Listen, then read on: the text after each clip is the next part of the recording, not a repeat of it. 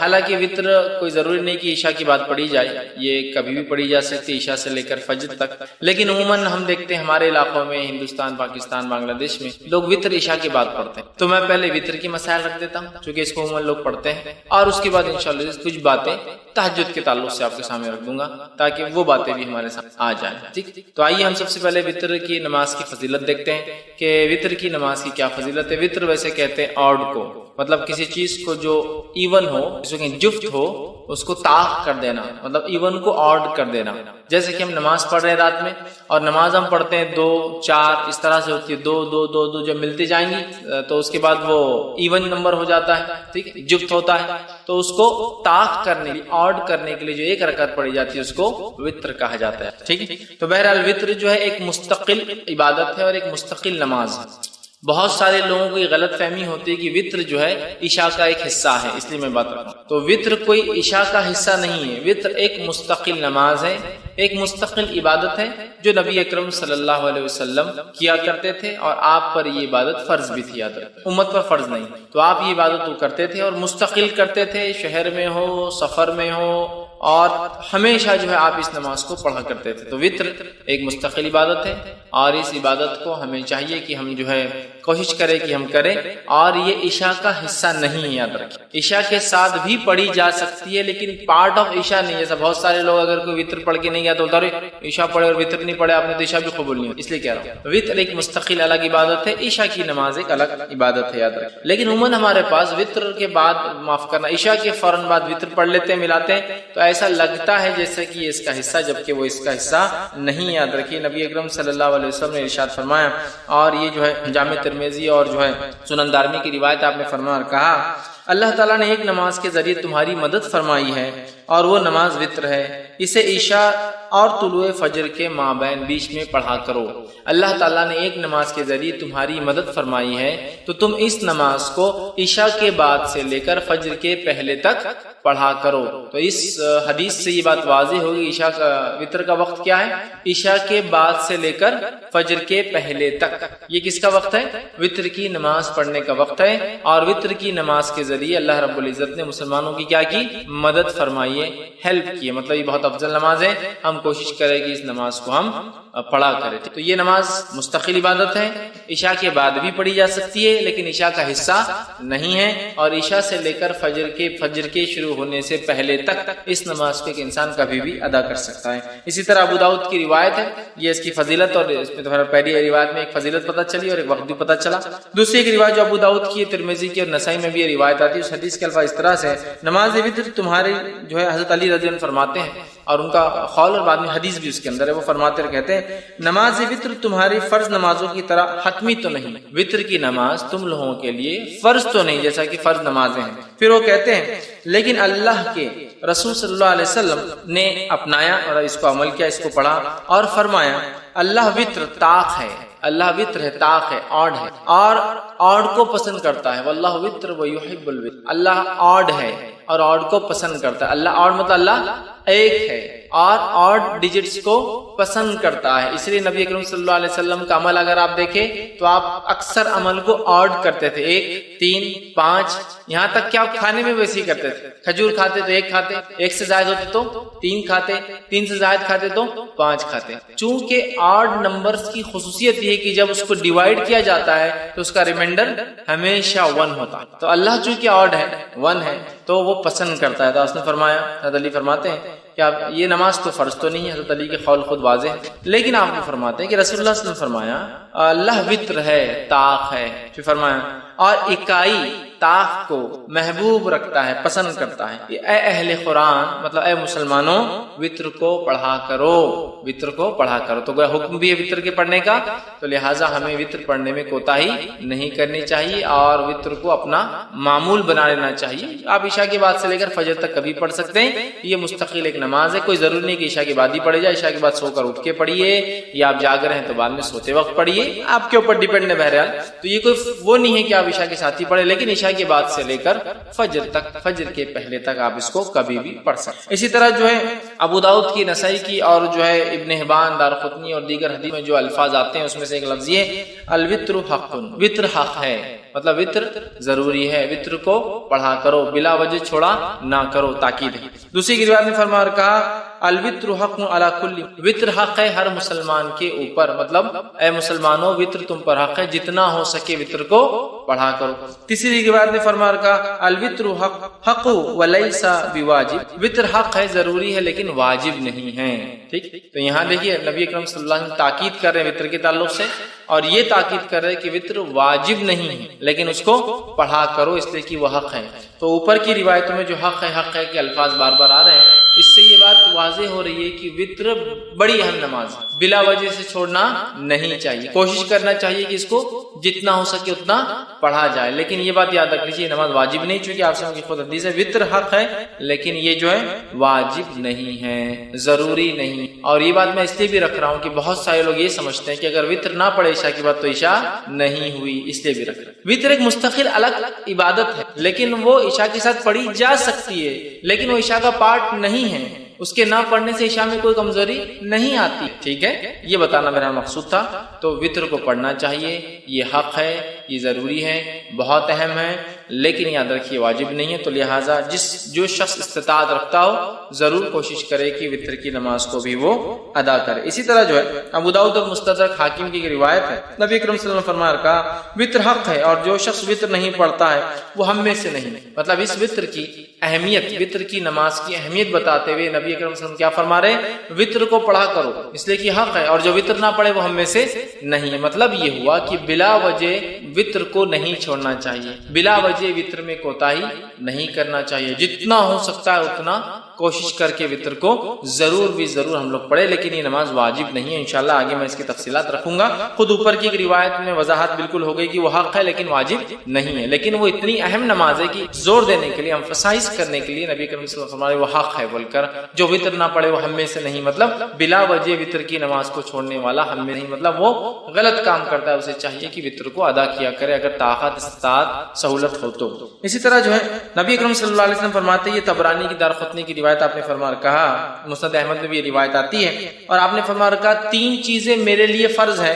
تمہارے لیے تطوع کا لفظ یعنی سنت ہے۔ 3 چیزیں میرے لیے واجب ہے، فرض ہے، میں اس کو کرتا ہوں، اور تمہارے لیے یہ چیز جو آپ سے فرماتے سنت ہے۔ کیا کیا ہے؟ قربانی، آپ نے فرمایا قربانی نبی کے فرض تھی، ہمارے لیے سنت ہے۔ دوسرا فرمایا نماز وطر، نماز وطر نبی کریم صلی اللہ علیہ وسلم کے لیے فرض تھی، ہمارے لیے سنت ہے۔ اور تیسرا فرمایا فجر کے پہلے کی 2 رکعتیں، فجر کی 2 رکعت نماز، یہ دوسروں پر آپ نے فرمایا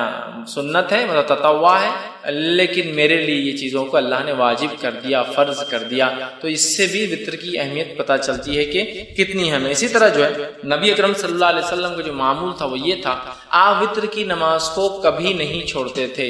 آپ کو یہاں تک کہ سفر میں بھی وطر کی نماز پڑھتے ہوئے دیکھا گیا۔ مطلب وطر کی نماز کو نبی اکرم صلی اللہ علیہ وسلم نے اپنا معمول بنا دیا تھا، اور آپ سفر میں بھی، حالانکہ سفر میں قصر ہوتا ہے، جمع بھی ہو سکتی ہے، نمازیں ملائی بھی جا سکتی ہے، 2 نمازیں فجر اپنے وقت پر، ظہر اثر ایک ساتھ پڑھ سکتے ہیں آپ، چاہے ظہر کے وقت میں چاہے اثر کے وقت میں، مغرب عشاء ایک ساتھ پڑھ سکتے ہیں، چاہے مغرب کے وقت میں چاہے عشاء کے وقت میں۔ تو گویا 3 وقت میں 5 نمازیں ہوتی ہے، اور اس میں بھی قصر کا آپ کو موقع ہے، مطلب نمازیں ہاف ہو جاتی ہے، فجر 2 کی 2 رکعت ہوتی ہے فرض، ظہر کی 4 کی 2 ہو جاتی ہے، اثر کی 4 کی 2 ہو جاتی ہے، مغرب کی 3 ہوتی ہے، اور عشاء کی 4 کی 2 ہو جاتی ہے۔ مطلب فرض میں بھی قصر ہے، لیکن نبی اکرم صلی اللہ علیہ وسلم نے اس حالت میں بھی جو ہے وطر کو پڑھا، وطر کو پڑھا۔ تو وطر کی نماز اس سے پتہ چلتا ہے بڑی اہمیت کے حامل ہے۔ اب وطر کی نماز کیا ہے، اس کا حکم کیا ہے؟ سنت ہے، واجب ہے، موقدہ ہے؟ جیسے ہمارے پاس جو عموماً چلانے ہیں واجب الوطر بولتے ہیں، وہ کیوں؟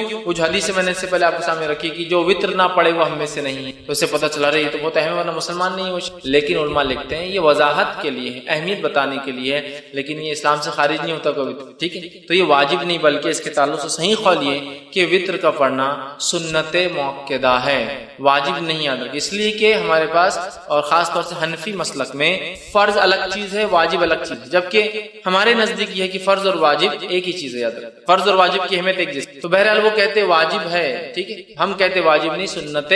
موقدہ ہے، سنت موقدہ، اور یہی قول جمہور علماء کا یاد رکھیے۔ اور نبی اکرم صلی اللہ علیہ وسلم کی حدیث میں نے آپ کے سامنے پہلے رکھ بھی دی تھی۔ اسی طرح ایک اور روایت ہے جو میں نے پہلے آپ کے سامنے رکھی تھی، جس میں میں آپ نے فرمایا اور کہا کہ یہ جو ہے آپ فرماتے نہیں سوائے اس کے تطوع یعنی سنت نفل پڑھے، مطلب وتر کی نماز یہ جو ہے یہ سنت ہے، سنت موقدہ ہے۔ ایک آدمی فرمایا مجھ پر فرض ہے اور تم لوگوں پر تطوع، تم لوگوں پر کیا ہے سنت ہے، تم لوگوں پر یہ نماز فرض نہیں ہے۔ تو اس سے پتہ چلا یہ نماز واجب نہیں بلکہ سنت موقدہ ہے، ٹھیک۔ اسی طرح امام مالک جو ہے اور مسند احمد کے اندر روایت آتی ہے، عبادہ بن صامت رضی اللہ عنہ اس کے راوی فرماتے اور کہتے ہیں کہ جس کے اندر آپ صلی اللہ علیہ وسلم نے فرمایا کہ یہ تطوع یہ نماز سنت ہے نہ کہ تم پر فرض، تو بلکہ یہ جس کو ہم کہیں گے عام زبان میں سنت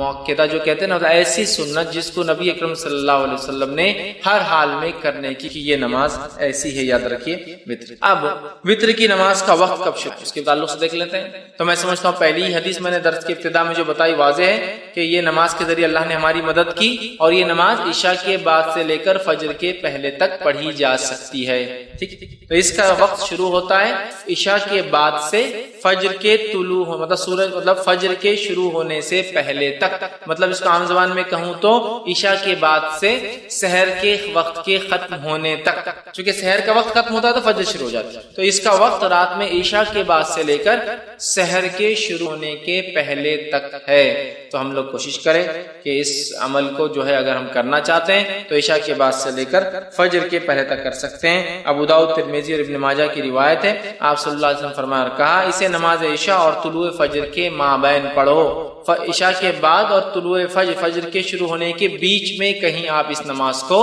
پڑھ سکتے ہیں، یاد رکھیں، ٹھیک ہے۔ اسی طرح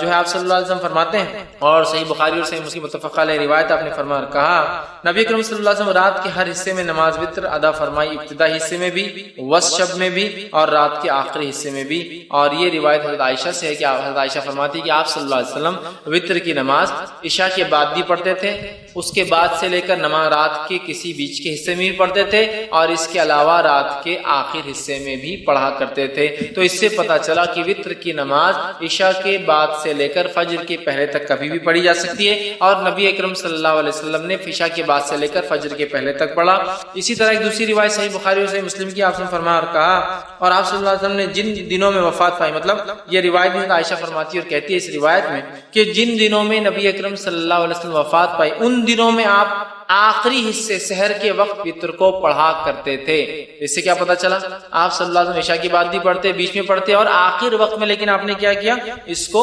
آخر وقت میں اللہ کے رسول اس کو سحر کے وقت پڑھا کرتے تھے۔ اسی طرح جو ہے نبی اکرم صلی اللہ علیہ وسلم کا جو ہے ایک حکم ہے، حدیث ہے جو صحیح بخاری صحیح مسلم کی روایت آپ نے فرمایا کہا صبح ہونے سے پہلے پہلے وتر کو پڑھ لو، مطلب صبح ہونے سے پہلے پہلے تک وتر کو ہم کو پڑھ لینا چاہیے۔ تو پتہ چلا وتر عشاء کے بعد سے لے کر فجر کے پہلے تک کبھی بھی آپ پڑھ سکتے ہیں، اور نبی اکرم صلی اللہ علیہ وسلم اس کو عشاء کے بعد سے لے کر فجر تک کبھی بھی پڑھا، اور اس کو ہم کہیں گے عشاء کے بعد بھی پڑھی جا سکتی ہے، لیکن آخر وقت میں پڑھنا افضل ہے، سحر کے وقت میں پڑھنا افضل ہے، اس لیے کہ انسان سوتا ہے، سو کر اٹھتا ہے، اٹھنے کے بعد پھر نفل نمازیں مطلب تہجد پڑھتا ہے، اور تہجد کے بعد اگر وتر پڑھتا ہے تو یہ افضل ہے، یاد رکھیے۔ اب آپ کہیں گے خالی وتر کو رات میں کیوں اٹھنا ہے، تو تہجد بھی پڑھنا، لیکن میں تہجد انشاءاللہ آخری میں رکھوں گا ویسے۔ تو یہ جو وتر کو ہم کہہ رہے ہیں آخری وقت میں پڑھنا افضل ہے، اس سے مراد ہے آخری وقت میں انسان رات میں اٹھے، تہجد کی نماز پڑھے، تہجد کے بعد اپنی وتر پڑھ لے۔ صحیح مسلم کی روایت ہے ماں عائشہ رضی اللہ عنہا سو جاتی تھی، آپ ان کو اٹھاتے تھے اور کہتے عائشہ اٹھ اور وتر پڑھ لے، مطلب تہجد ادا کر، اور تہجد ادا ہونے کے بعد اپنی وتر کی نماز، چونکہ عموماً صحابہ آخر وقت میں وتر پڑھتے تھے چاہے تہجد کے وادی تھے، لہذا چونکہ تہجد ایک بہت افضل عمل ہے، یاد رکھیں بہت افضل، نفل نمازوں میں سب سے افضل نماز ہے یہ، تو لہٰذا وہ لوگ روکے رکھتے تھے اپنی نماز کو وتر کو، اور تہجد میں اٹھتے تھے، تہجد میں اٹھنے کے بعد وتر پڑھتے تھے، تو اللہ کے رسول صلی اللہ علیہ وسلم ماں عائشہ کو اٹھاتے تھے تاکہ وہ اپنی وتر ادا کرے، مطلب تہجد پڑھ لے اور اس کے بعد وتر بھی ادا کرے۔ تو یاد رکھیے یہ آخر وقت افضل ہے، لیکن کوئی ضروری نہیں ہے، آپ کو ڈر ہے خدشہ ہے رہ جائیں گی چھوڑ نہیں پڑھ پاؤں گا تو بہرحال پہلے بھی پڑھ سکتے۔ اسی طرح جو ہے جامع ترمذی ابن ماجہ اور مسند احمد کی روایت ہے، نبی کریم صلی اللہ علیہ وسلم فرمایا کہا تم میں سے جس شخص کو یہ اندیشہ ہو کہ وہ رات کے آخری حصے میں نہیں جاگ سکے گا تو اسے چاہیے کہ رات کے پہلے حصے میں ہی وتر پڑھ لے. جس کو ایسا لگے کہ میں رات میں نہیں اٹھ سکتا ہوں تو اسے چاہیے کہ وتر پہلے پڑھ لے، مطلب عشاء کے بعد پڑھ لے. پھر فرماتے اور کہتے ہیں پڑھ لے. اور جسے آخر رات میں قیام کا شوق ہو اور طمع ہو کہ وہ کرے، قیام کرے، اس کو شوق ہو، اس کو لگا ہو، اسے چاہیے کہ وہ رات کے آخری حصے، جس کو ڈر ہو یا میں اٹھ نہیں پاؤں گا، شک ہو رہا ہے، یا میں روز پڑھتا ہوں تہجد لیکن آج جاگا بہت دیر تک اٹھ نہیں پاؤں گا، یا پھر میں روز بھی نہیں اٹھ پاتا ہوں تہجد کے لیے، بس عشاء ہو جاتی ہے، فجر کو اٹھتا ہوں تو بیچ میں نہیں اٹھ پاؤں گا، تو پھر وہ عشاء کی بات پڑھ لے. ایسا نہیں جس کو شوق ہے رات کی نماز پڑھنا چاہتا